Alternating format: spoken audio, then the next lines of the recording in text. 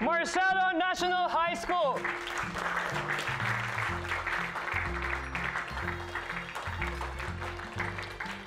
And this year's Quiz Bee champion is Fatima National High School.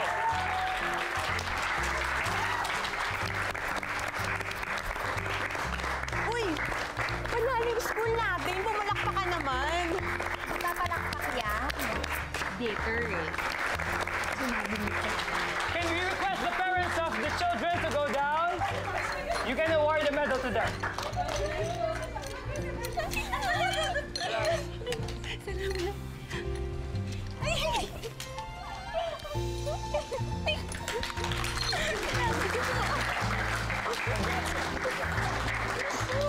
Hindi ko panalo tayo.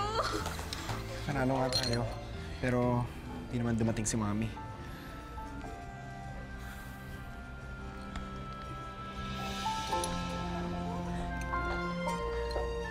Napakapangin ng mami mo.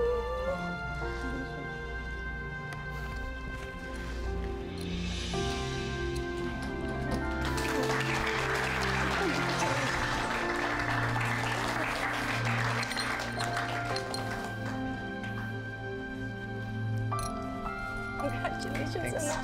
I'll wait for you outside, okay? And that sums up our Banff Quiz Bee for 2012. Hey, see you again next year.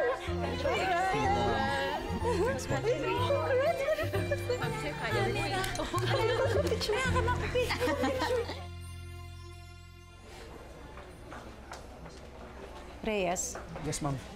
gusto ko pa-imbestigahan mo yan si Dr. Roman Guevara, pati yung kasamahan niya, si Alfred Delgado. Yes, Ma'am. Okay. Ma'am, akala ko po ayaw niyo na po sa kanila. Well, tingin ko kasi gusto lang akong pagkapirahan niya Roman na yan. Pero malakas ang kutob ko. Meron talaga silang alam tungkol sa mga parowa. Malay mo, sila na yung maging way ko para mahanap ko yung babaeng parang pumatay sa asawa ko. Oo, patingin. Galing-galing naman. Nay, siya nga po pala. Si Inigo po. Inigo si Inay. At yung nanay ni Joko, si Aling Presi. Hello po. Ito naman po pala yung pinsan ko, si Leia. Hello. Ikaw pala si Inigo, ah. Marami na akong narinig na magandang kwento tungkol sa'yo. Salamat at tinuring mong tunay na kaibigan ng anak ko, ha? Ako po yung dapat magpasalamat. Dahil sa anak niyo, patataas yung grades ko. Bes, galing mo pala kanina. Nak, ano ka ba? Hindi lang siyang contestant, oh. Oo nga naman, Joko. Magkatulong kami dito ni Inigo, kaya kami nanalo. Sandali lang po, maiwan ko po muna kayo. Kausapin ko lang mami ko. Sige. Congratulations, anak. Thank you, thank you. Auntie, ang galing ni Kuya Inigo kanina.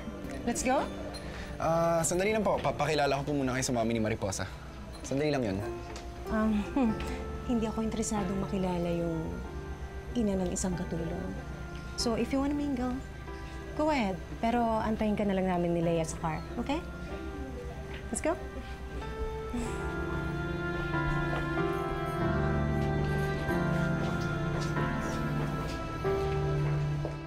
Nakakainis talaga yung Mariposa na yun. Eh, inaagaw niya na sa akin ng buong-buo si Inigo, eh. Baka mamaya sila na pala, hindi ko pa alam. Ay, naku, imposible yung iniisip mo. Tignan mo na lang yung itsura ni Mariposa. Sa tingin mo ba may magkakagusto doon? Alam mo, kung kaibiganin mo na lang kaya yung peke mong pinsan, no? As if naman gagawin ko yun, no? Uy, in fairness, gumagana yung pag-iisip natin ngayon, ha? Di ba? Pero alam mo, tama siya. Feeling ko dapat mong kaibiganin si Mariposa. Kasi sila yung close ngayon ni Inigo. Pag naging mabait ka kay Mariposa, malay mo.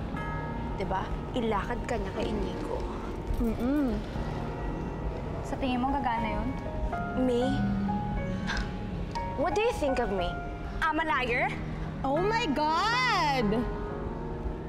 Bahala nga kayo.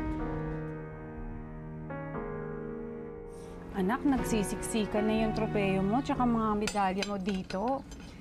Alam mo, kung bumili kaya tayo ng eskaparate para ma-display natin lahat, oh. Nay, tsaka na po yun.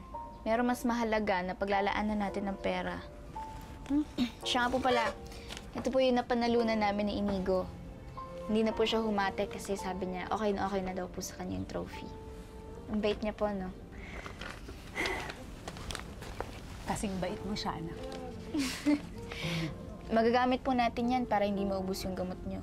Para mas mapabilis yung paggaling niyo. Alam mo, anak, natutuwa ako sa'yo. Dahil wala akong itulak kabigin sa'yo. Nay naman eh. Tama na nga po yung puring-puring yan. Baka lumaki pa po yung ulo ko. Ay nako, hindi mangyayari yun, ano? Ang sinabi ko, mabait ka. Hindi mayabang ka. Apa. Isiningit ko na nga sa schedule ko yung pagpunta dyan sa quiz bee mo. What more do you want? Ma, gusto ko sanang pakilala kayo dun sa nanay ng kaibigan ko. Pero mas pinili niyo magstay sa kotse. Eh, ayoko sila makilala eh. Dahil ba mahirap lang sila? Well, yes.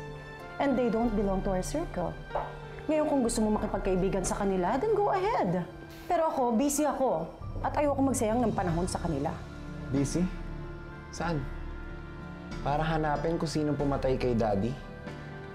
Ma, nag-research na ako tungkol sa mga taga-Paroa. Imaginary creatures lang sila. Inigo, totoo ang mga Paroa. Tagal lang patay si Daddy. Hindi na kayo mag-move on. Magmo-move on lang ako kapag napagiganti ko na ang daddy mo sa mga Paroa. Alam mo, anak, yung sinabi mo sa akin, na hindi mo nahahanapin ang mga magulang mo. Sobrang saya ko nun. Dahil naramdaman ko talaga kung gaano mo ako kamahal. Pero ngayon nararamdaman ko kasi na nalalapit na yung araw na magkakahiwalay tayo. Kahit pilit ko talaga, hindi mawalay sa tabi mo, hindi na pwede, anak. Mahal na mahal kita. Kaya patawad, anak, kasi kailangan ko nang hanapin ang mga magulang mo dahil ayokong maiwan kang mag-isa.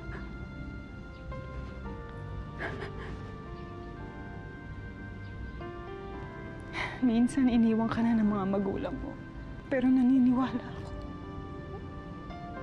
Kapag nakilala ka na nila, sigurado ko mamahalin ka nila, anak. Katulad ng pagmamahal ko sa'yo.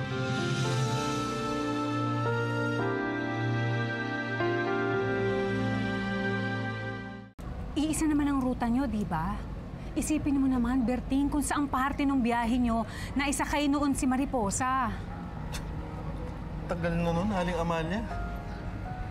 Kung naitanong niyo yan sa akin noon, masasagot ko kayo. Ano bang nangyari at bigla niyo na itatanong sa akin yan ngayon?